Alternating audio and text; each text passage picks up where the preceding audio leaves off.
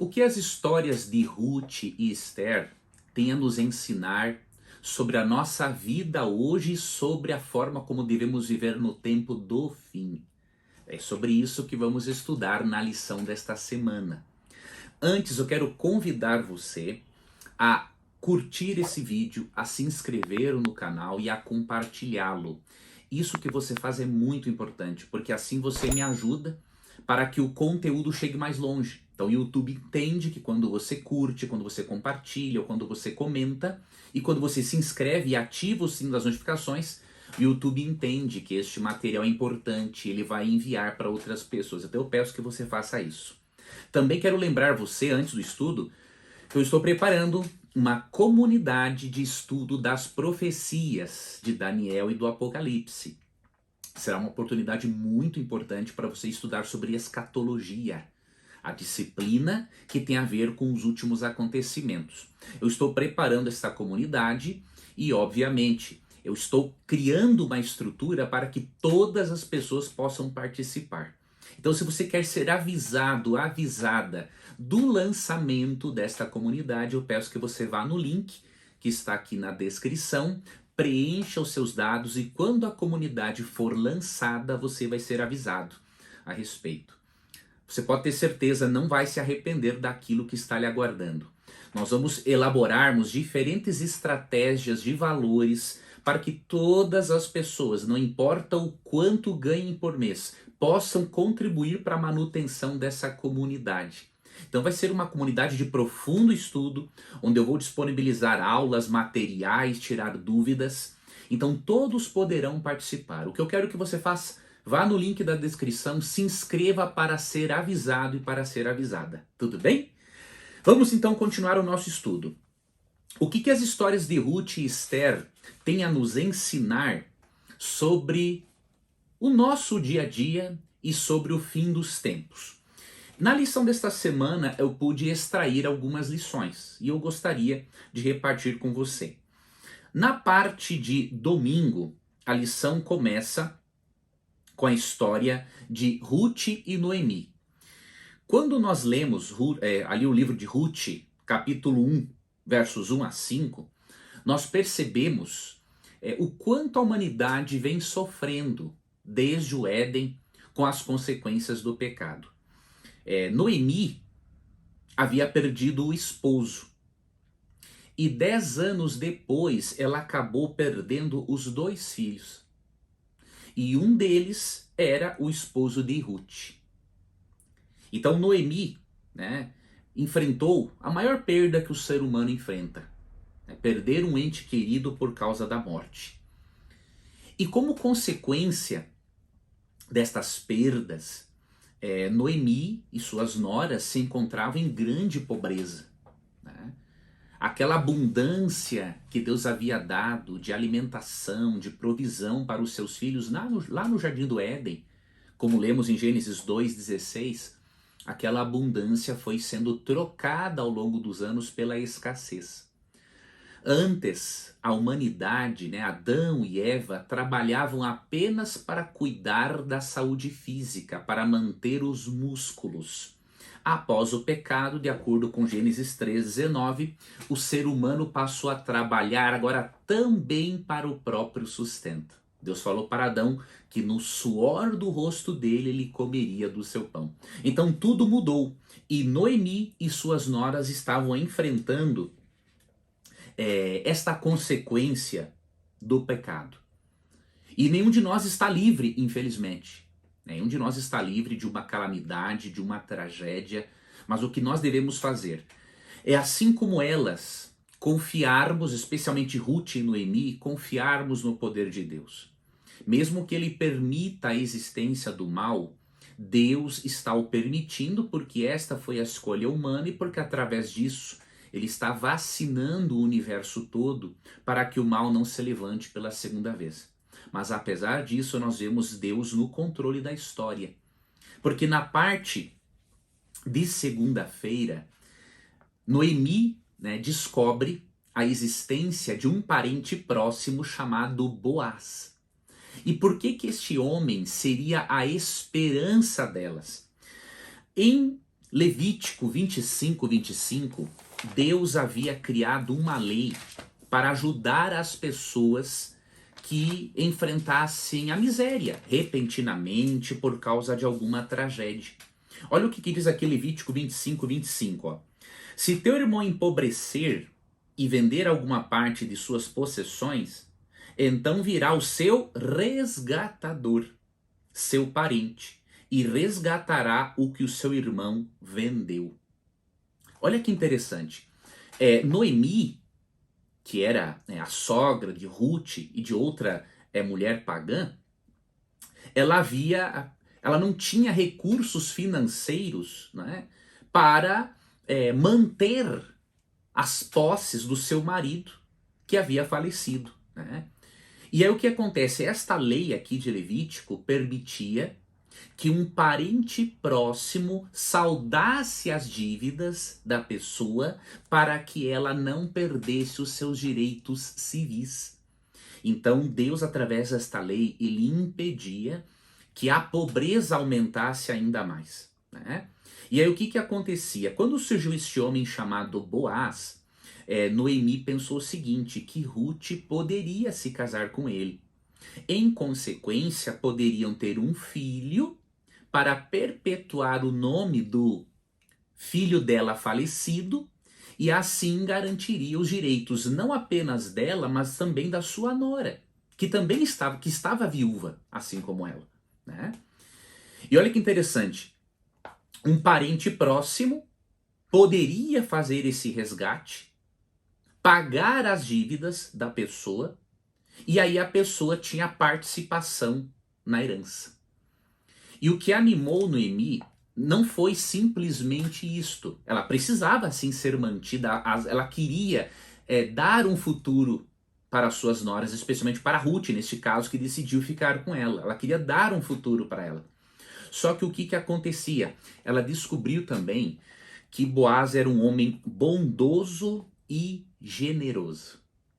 Então ela percebeu ali uma oportunidade muito grande de a sua nora, então também viúva agora, ter um bom casamento. E, consequentemente, elas não viveriam para sempre na pobreza. Muitos cristãos, ao longo dos séculos, têm aplicado essa história a Jesus Cristo. Assim como Boaz resgatou-as, Jesus Cristo foi o nosso resgatador. Nós estávamos cativos da morte, cativos de Satanás, estávamos empobrecidos, falidos espiritualmente. Mas quando Cristo morre na cruz do Calvário, ele nos resgata da morte eterna. E aí Romanos 6,23 diz, né, que mesmo que o salário do pecado seja a morte, o dom gratuito de Deus é a vida eterna em Cristo Jesus, nosso Senhor.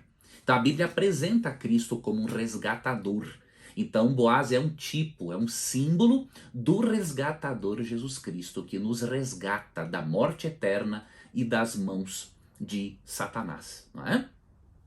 Estávamos pobres, indigentes espiritualmente, mas Deus provou o seu próprio amor para conosco, pelo fato de ter Cristo morrido por nós, sendo nós ainda pecadores, como diz Romanos capítulo 5, versos 7 e 8. Tá ok?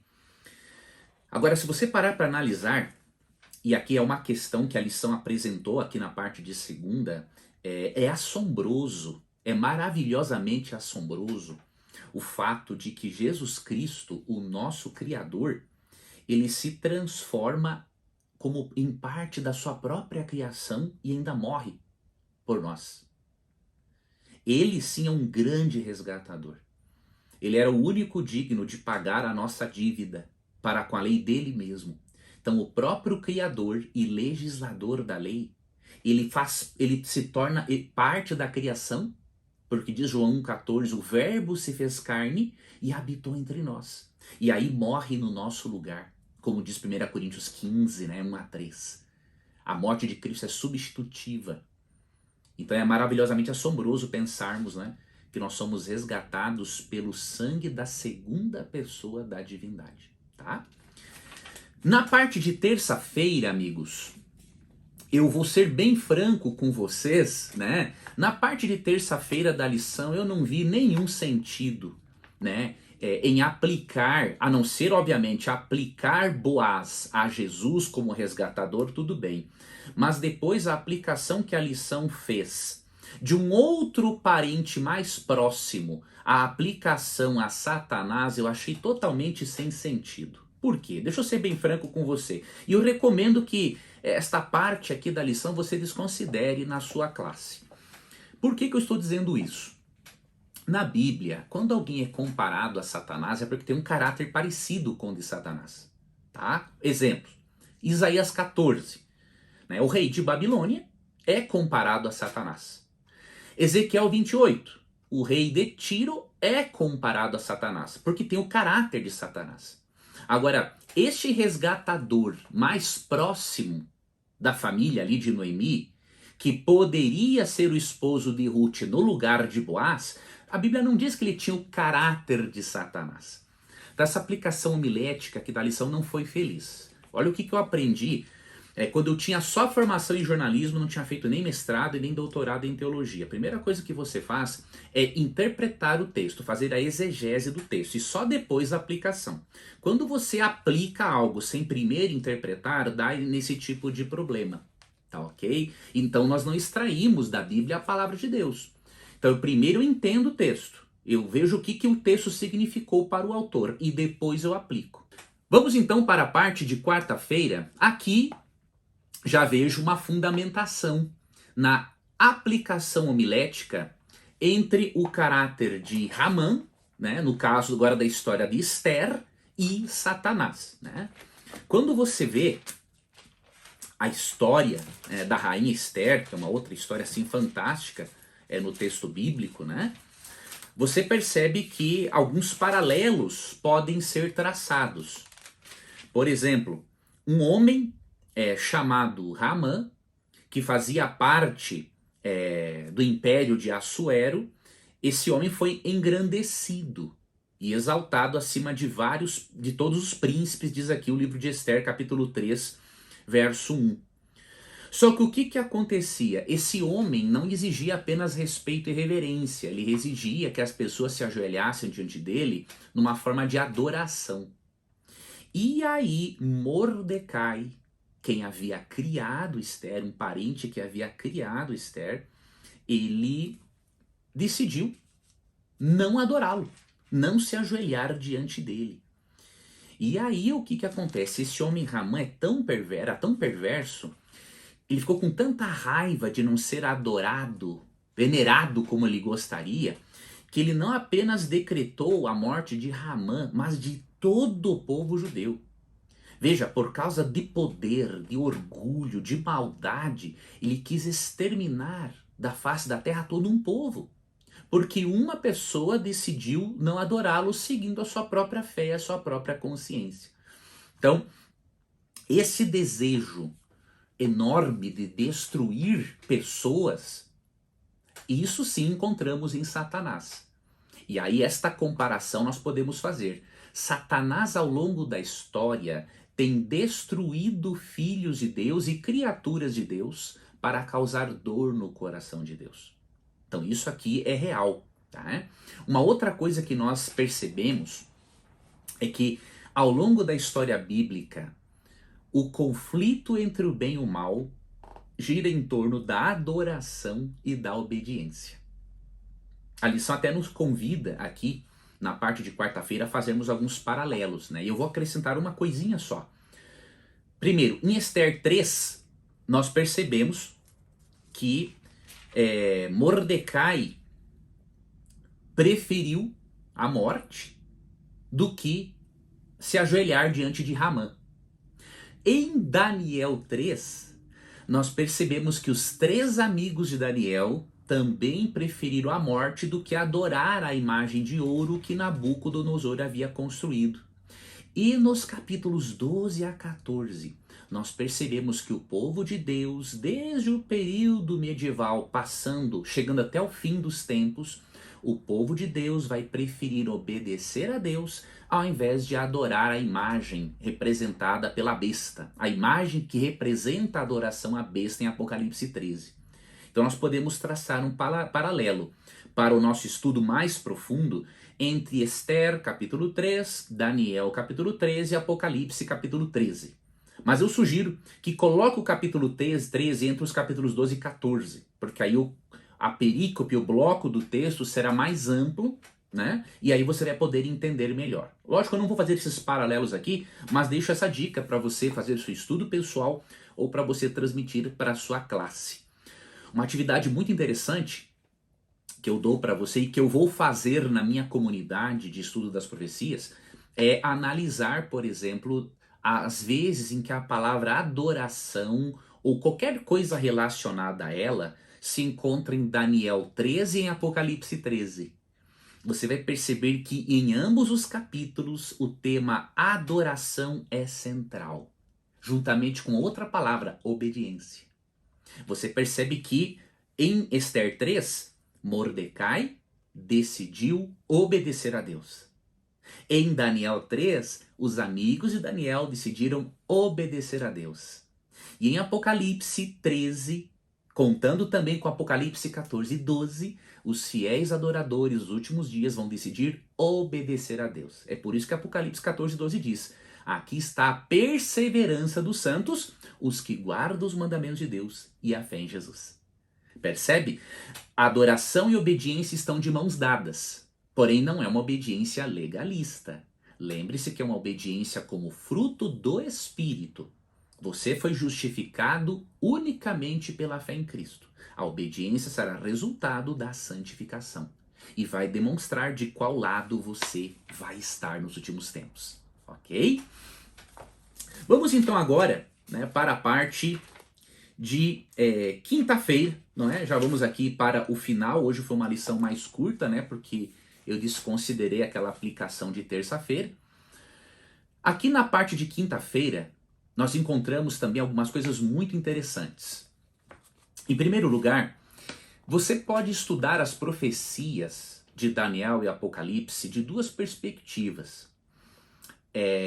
Você pode estudar de uma perspectiva positiva ou negativa. Você vai ter como foco o medo e as dificuldades que os justos vão enfrentar nos últimos dias. Essa é uma perspectiva negativa. Agora, existe uma perspectiva positiva. Ao invés de você focar nas dificuldades que virão aos justos nos últimos dias, você pode focar na resolução divina dos problemas da humanidade. Se você focar nisso, ao surgirem as dificuldades pouco antes da volta de Cristo e a perseguição de Apocalipse 13, você estará preparado, você estará preparada. É muito importante, veja, esse texto que eu vou ler, ele não é um texto profético e apocalíptico, por favor. Mas esse texto é importante, você seguir o princípio dele quando for estudar profecias.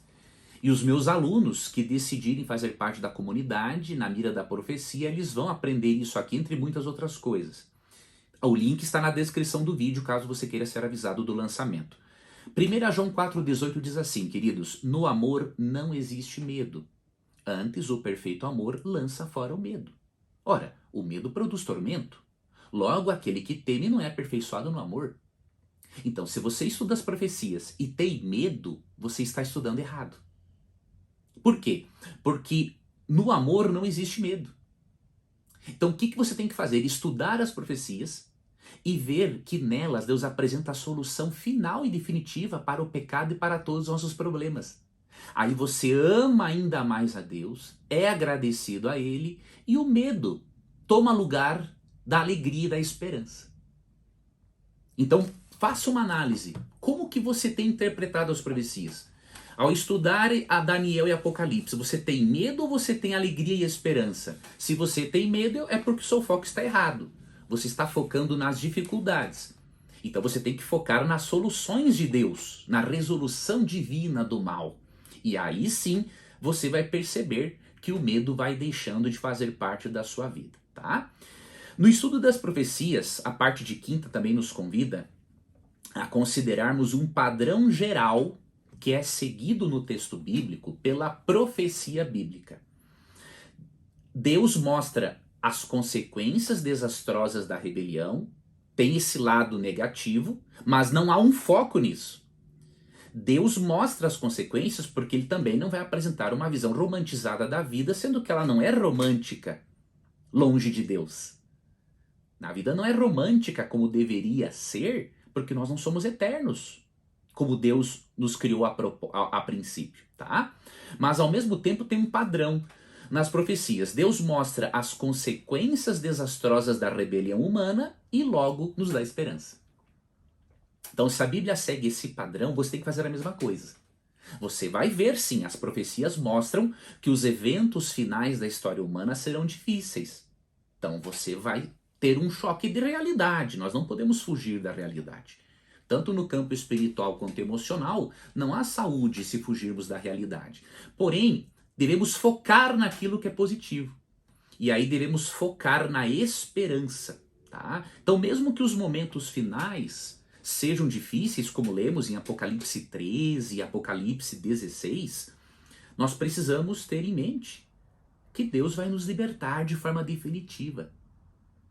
E que devemos nos lembrarmos também que os juízos finais de Deus em Apocalipse 15 e 16, que são as 7 pragas, elas recairão apenas sobre os ímpios. Os filhos de Deus serão protegidos.